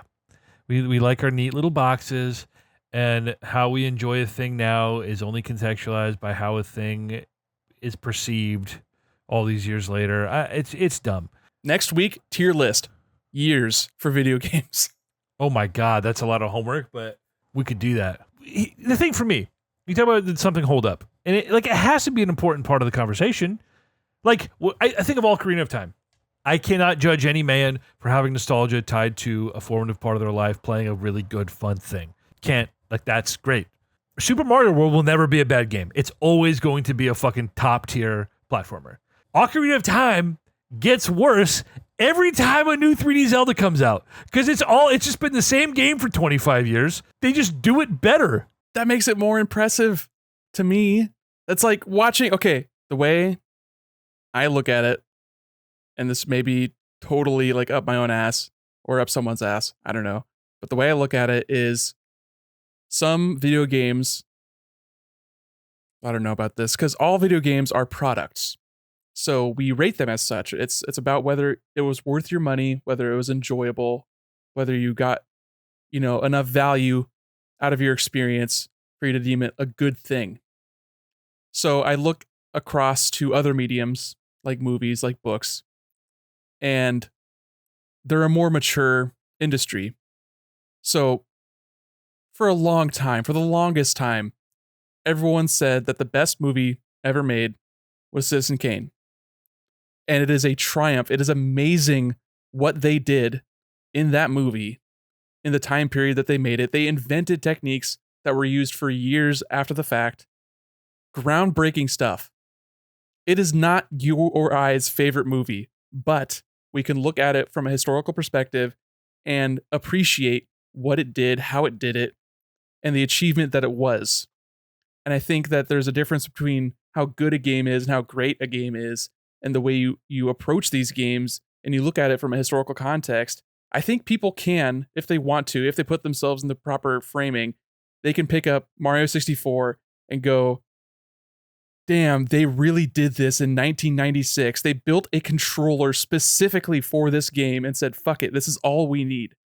We got Mario, and he can walk, he can crawl, he can run, he can jump, he can wall jump, he can triple jump, he can do all these things that were brand new for this character, for the most important video game character of all time, to make the most important three-dimensional leap from 2D ever and nail it and become people's favorite games of all time. And it's like, you can go back and you can say that, yes, the games that came after improved on it. Thank God. That is the bare minimum they should be doing. They should be improving continuously. But Mario 64 laid the groundwork, and other games after it still failed. Still couldn't nail it. It still couldn't do the platforming, which is like, yes, the mechanics of the game should be the first thing you worry about, depending on the game, obviously, but the way you control your character, and they nailed it. They nailed it for the first game on the console, launch day, 1996. So it holding up, like, what does hold up mean? Does Citizen Kane hold up as a movie? No, the CGI is terrible, and the acting is like way over the top for our modern sensibilities or whatever. This man died over, he's bitching about this sled and his lost childhood. I mean, that's a bit on the nose, don't you think? It's a bit melodramatic. But it was the fucking 30s or whatever, so it's like, They were translating the form of the media, which was like plays and I don't know, radio dramas, I guess, and bringing it into a whole new thing with these talkie pictures.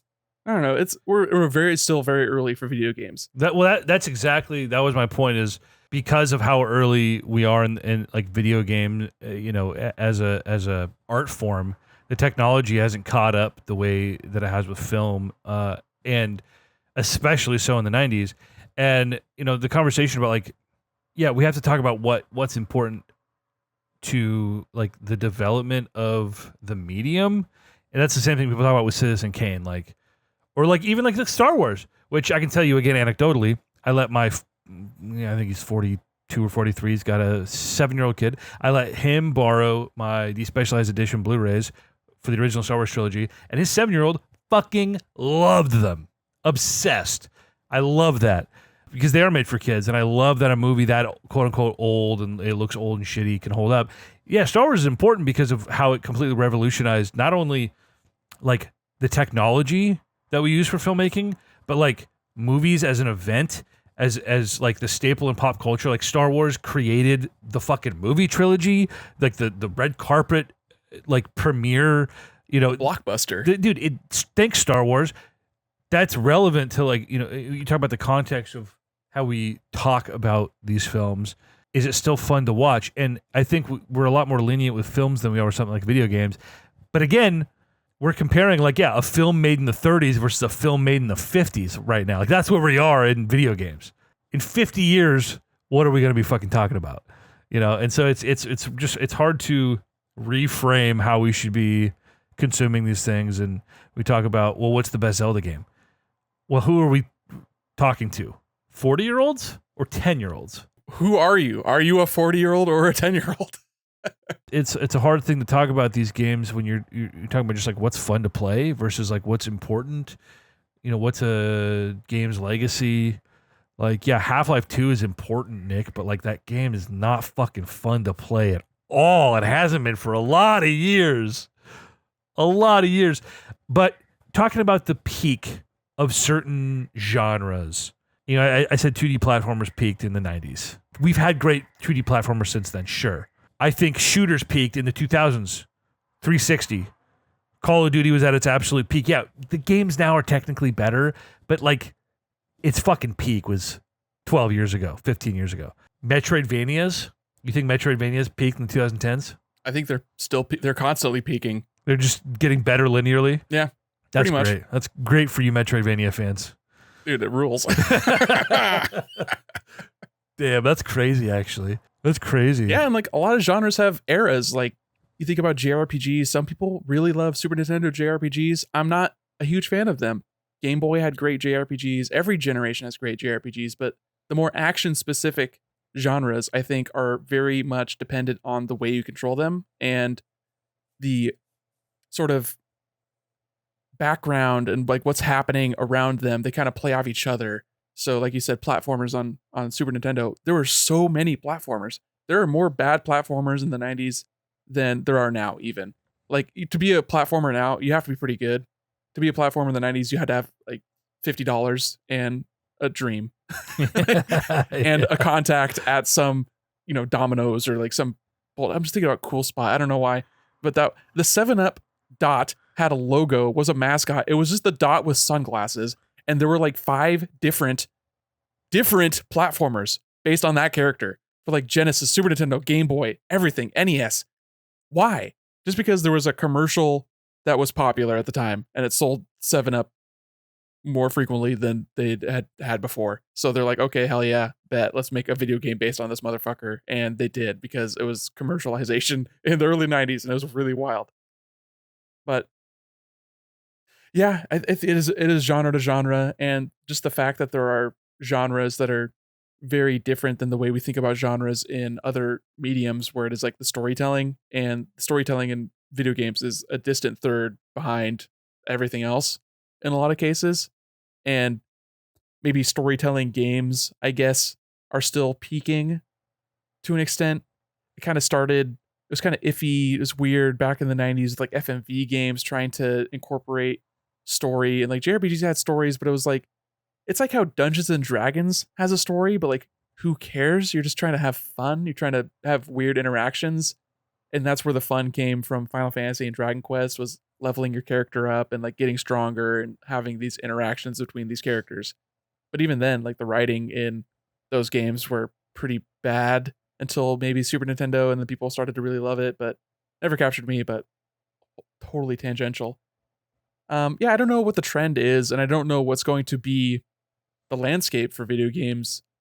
It seems like it's been pretty much par for the course since the 360. We kind of fell into a routine of, well, these are the games that sell the most, so let's pour a lot of money into making those bigger because that's what the people want. That's what makes people buy more of them. And then we have these weird explosions of the most random bullshit ever, like Pal World selling 20 million copies or whatever happened earlier this year. And that's just a bad survival game with like Pokemon, but the Pokemon have guns, so people think it's kooky and they buy it. Or Roblox is still huge inexplicably with the tots, and Minecraft is still really big. Fortnite's still really big. So are these evergreen titles just going to live in perpetuity the way that Facebook and like Twitter has, where we kind of, oh, it's just what we know and it's the old standby, and they have new enough things every so often that we'll just keep playing, and that's like our golf game. It's the thing that we do on the weekends. It's the way we decompress because we don't need a lot from this game. We just need it to be the game that it's always been. Like basketball hasn't changed in 70 years. Like they may have moved the 3-point line occasionally, and people keep getting taller. It's very strange. We got to look into that. These guys are way too huge. But like these sports that are American staples, are they going to remain American staples because the way we consume media and watch TV is changing, and the way we buy into these season tickets, that like it's so complicated and weird. Like, why the hell do we watch sports? Yeah, it's dramatic and it's cool, but like it's because people are making money. People are selling products to people who watch sports. So that's why sports exist, because it is a way to sell things. And they've still maintained that way of selling things. So it keeps, the sports are still happening. People are still playing basketball and baseball and hockey. They're still playing hockey. It's weird, right? And they're still playing soccer. Soccer's huge worldwide. That's like an institution that's never going to change. That's been around for hundreds of years, I think. I don't know, actually. But it feels like it's been around since the ancient times. So eventually, video games are going to get to that point too, where we just have games that are the ancient games, and then occasionally we'll have independent games because we'll have independent creators, just like we still have indie films. Not that anyone's ever watched one. Not actually. You get like an indie film flavored film that actually has a production budget plus $1 million. So fucking what does that look like for video games in the next 5 years? I don't know. We'll get a PlayStation 6. We'll get a Xbox maybe. And we'll keep getting Nintendo shit forever because they've been around since the 1800s. See, here's the problem. Maybe we've talked about this, but it's the same problem the film industry has. And I know Spielberg famously predicted it years and years and years ago, in the 90s. And he's talking about the weight of what we're building is going to crush us. If every movie has the expectations that it has to have $1 billion return, and we're putting in hundreds of millions of dollars into it. Next thing you know, and it's like the problem Marvel's having right now with the films. They spent a decade building this amazing, entertaining cinematic universe until they nailed their formula, and every movie had to make $1 billion or more at the box office, and then every movie had to set up the next movie, and now it's just a wasteland of middling formulaic crap. They're not saying anything important. They're not doing anything exciting. And they're held back by the fact that everything has to have a gargantuan budget and make all this money, and so they can't take any risks. And it's just crap. And we're seeing that with video games, and we bitched about it with Spider-Man, they had this insane budget and somehow made a game that was, released a game that was incomplete, was 14 hours long. And you're just like, what is this? What all video games are turning into? And obviously we have the indie space, as I think, is really carrying video games right now, and both with films and with games, there has to be a fucking collapse. There has to be a complete market collapse before things get reset and can go back to like whatever normal is, and then we'll just do it all again in 20 years. Like it'll just fucking rinse repeat. Or does it even ever come back? Or does it just die? Because that's also a distinct possibility. How many multi-billion-dollar industries just vanish? Like you said, if we're heading towards a collapse of some sort. Like, I don't even know what that looks like because there's been a lot of, I don't know, economic collapses in my lifetime, it feels like. And Yeah. it hasn't really affected me because I was not quite an adult when the last one happened. Not really. So that sounds scary. It sounds like indie games will keep happening, but targeting what hardware? Like, are we still going to be playing games on x86 hardware in 5 years even? Is everything moving to ARM? Like, it seems like technology, because it's so tied into technology, it makes it impossible to gauge what's next. What are the money-hatting individuals going to be pushing towards? Where do they foresee that the consumers are going to be? Because they're going to keep chasing after consumers. It seems like they keep trying to go after mobile markets, even though mobile markets do not give a shit about paying money for actual games. They would rather just sit in front of a slot machine and like free their way into wasting time or be a whale and throw hundreds of dollars at like tchotchke bullshit. And that's the market, and that's horrifying to me. I do not ever want that to become like what video games are. But that's what TV is now. It's like free streaming services and then the paid streaming services that are just as bad. Like, it's the shitification of everything is a real thing. We experience it every day. Things are getting worse. Yes, it's true. And we keep paying more for it. So that sucks. But there's still great things that are coming out every day, every week. It seems like there's like a new hot thing that I get FOMO. Like, I want to play all these things. People are enjoying the shit that's coming out. And it's great. I love that. But I don't know about the top end. I don't know about the AAA, the EAs, the Ubisofts, the Activisions now under Microsoft. Like, is Microsoft just going to be like, nah, you know what? We give up. Like they did with the Surface and like their laptop division and like them trying to do hardware in literally every other thing, Windows phones, except for Xbox. Xbox has been the only part of their brand that has retained physical attributes. Like, they're a software company that has the Xbox. They used to be a software company that sold laptops, and they tried getting into the MP3 player market with the Zune. They tried doing Windows phones, which makes so much sense, but they failed. They tripped over themselves. They stepped on every rake possible. They're trying to do what Apple did, and they kept failing. They failed so hard. And they do the same thing with Xbox. Xbox always is worse than PlayStation, but they're doing good enough that they can keep going.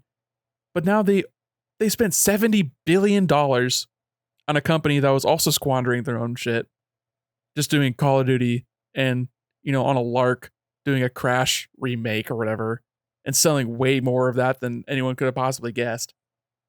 And what are they going to do with it? Are they going to try and go for the hearts and minds, or are they going to try to go for the wallet? Because they need to go for the wallet eventually. Otherwise, they're not going to justify their existence to Daddy Microsoft, and they're going to get the boot too.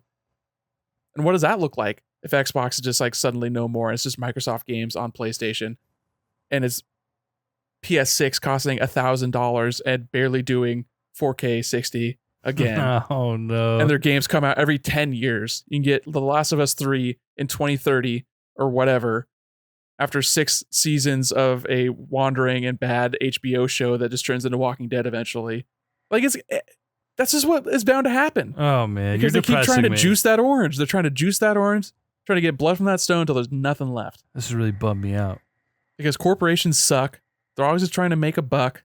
They're going to run every creative person out of the industry, or they're going to die trying, because that's what corporations do. That's They true. don't benefit from creatives. They do until they don't. You think about all of Microsoft failings, and I just think, has any single one of their products been objectively better than their competitors? I know you were a Zune guy. Their controller is really good. Yes. Thank you. Usually is better than their competitors in every instance that I can remember, except for the Duke. Yeah. That was a wake-up call. And boy, that's the thing. That's their one thing. They got controllers Maybe right. Forza is better than Gran Turismo now. I don't know. My philosophy is, if you want to do better, make better products. And there's a reason that Apple, despite all of the things we can sit here and complain about them, we can complain about the cost, and you can complain about how restrictive they are with their OS, but like, everything works. The build quality is second to literally nobody on the planet. Like, by a large margin, it's amazing what they do with their hardware. And they've crafted this ecosystem that is just, it's like, yeah, I'd rather pay more for this thing that just fucking works. and it integrates with all their other shit well. Yeah, Microsoft failed with all the hardware because they just made way worse fucking hardware, despite having, well, they don't have more money than Apple now. They keep changing places. Still $1 trillion corporation. Trillion. Our brains can't fathom that number. I can't count that high. It would take me way too long. Make better shit. You want to sell consoles? Make better games. Don't spend money, $70 billion on a company, and then close all the studios, right? Like, don't fucking do that. Make better games. Jesus Christ. Make better hardware. Name it something other than Xbox One Series letter. What the fuck? It can't be that hard to name a console, bro. God damn. PlayStation 1, 2, 3, 4, 5. They cracked the code. Nailed it. No notes. The PS5. Like, I know instantly. Sir, we have the PlayStation. What do we name the next one? I have an idea. We can't do Super PlayStation. That's old hat. Who owns the trademark on Roman numeral II? Damn. God, can you imagine? What about the number 2? It's good. It's like the S, but backwards. Dude, that was a good old-fashioned Console Crusade fucking tangent right there. Hell yeah. Absolutely unrelated to anything. Just that was good. That was a good tangent. I can't wait to listen back to that. You're welcome. Oh, man. I tell you what, though, my pizza, it's ready for me to eat. So I'm going to do that. I'm going to eat the pizza. I'm jealous. Pizza the pizza. Start House of the Dragon with Sarah finally. Any good? Don't know yet. I got to start it tonight. Oh, I thought you said you started it. No. You're starting. We're about to start it. Nice. We just finished our Game of Thrones rewatch. Finally got through the last season after 2 months. I don't know why you even did that to yourself. Had to. Why did you even continue after like season 5? I liked season 6 and 7 the first time I watched them. I binged the entire series the month before season 8 came out. I got my entire education that fucking April before season 8. And crammed. Yeah, it definitely like fell off, but the mystery, right, and the things they were setting up, I was still so intrigued, and the action only got better as the show went on, that I was still in. The writing got worse, but I was still there. Season 8 was a disaster, but we bought the 4K Blu-ray bundle, and we had to watch every disc to make sure it all worked. So we had to get through the very end to make sure we didn't get any faulty discs, which happens a lot more than you'd think or like. Season 6 and season 7 both have good episodes. Oh, yeah. And some phenomenal action sequences. It's true. Terrible scripts. Just bad dialogue almost universally. How did they get away with it? How can they keep getting away with it? They just kind of forgot to write a good script. They kind of just forgot. Well, you think about Dan and Dave's old D&D's, I think their biggest credit prior to this was the worst X-Men movie, X-Men Origins. Among terrible X-Men movies. Right. Like, in the pantheon of really bad Fox superhero films, that was the worst and is still the worst. How is that possible? Yeah, give them the fucking keys to the kingdom. Fail upwards. Yeah. All right, we're about to get on another patented Console Crusade rant. This is the Console Crusade. Oh, man. Ka-chow. Oh, we just pulling out all the deep cuts. Oh, say it with some juice. I need some vigor. No, that was just for you. I just wanted that to be the sad ka-chow for you. Oh, man. We're so back, boys.